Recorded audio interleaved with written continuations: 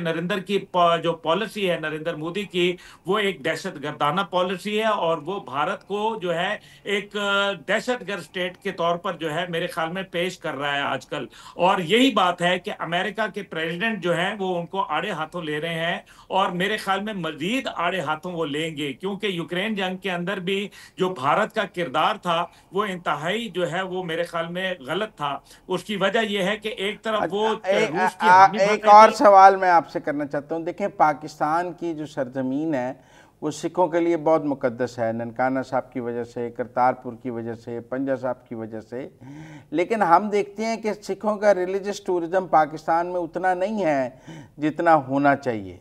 हमें क्यों नहीं, मतलब उनका मक्का मदीना कहते हैं पाकिस्तान में है, हमारा सिख रिलीजियस टूरिज़्म क्यों वीक है? आप क्या समझते हैं? मेरे ख्याल में उसकी बहुत सारी सिक्योरिटी वजूहात भी थी, क्योंकि हम ये नहीं समझते कि शायद दरमियान में कोई जासूसी के लोग आ जाएं। एक तो ये बड़ी वजह है। दूसरी वजह यह है कि हमने जो करतारपुर कॉरिडोर खोला उसका एक रास्ता तो भारत में है, आपको मालूम है, और वहां वो अपनी कदगन लगा लेते हैं। तीसरी जानिब जो है, जिन आपने पंजा साहब का जिक्र किया, ननकाना साहब का जिक्र किया, इसी तरीके से यहाँ करतारपुर का जिक्र किया, ये तीनों इंतहाई अहम प्लेसेस हैं। और मेरी क्योंकि मुख्तलिफ सिख रहनुमाओं से जो है वो मुलाकातें रहती हैं और बातचीत रहती है, वो मुझे बताते हैं कि हमारे लिए मुश्किलात में इजाफा कर दिया जाता है, ख़ासतौर पे जब हम भारत जाते हैं अपने प्यारों से मिलने के लिए किसी गम खुशी के मौके के ऊपर, तो फिर हमारे लिए बहुत सारी जो है तकालीफ जो है उनको खड़ा कर दिया जाता है। हम पे फेक मुकदमे और हमारे ऊपर झूठे जो FIR हैं वो काट दी जाती हैं। और इसी तरीके से रॉ जो है वो हमें जो है मुख्तलिफ हीले बहाने से तंग करती है। लेकिन साथ ही साथ मैं ये जरूर समझता हूं कि पाकिस्तान की कोशिशें जारी हैं इस सिलसिले में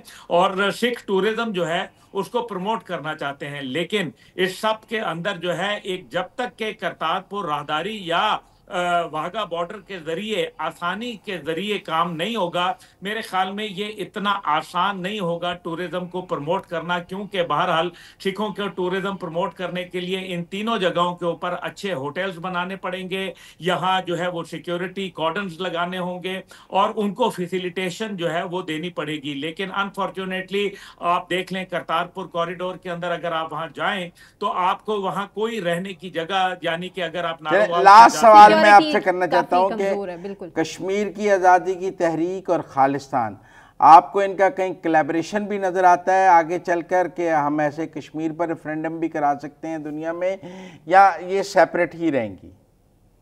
नहीं, ये कश्मीर का तो मामला जो है वो आपको पता है, यूनाइटेड नेशन की करारदादें मौजूद हैं बड़ी वाज़ेह। और मेरे ख्याल में तकरीबन 2.5 दर्जन के करीब जो है वो, सॉरी, 1.5 दर्जन के करीब रेजोल्यूशन मौजूद हैं, करारदादें मौजूद हैं।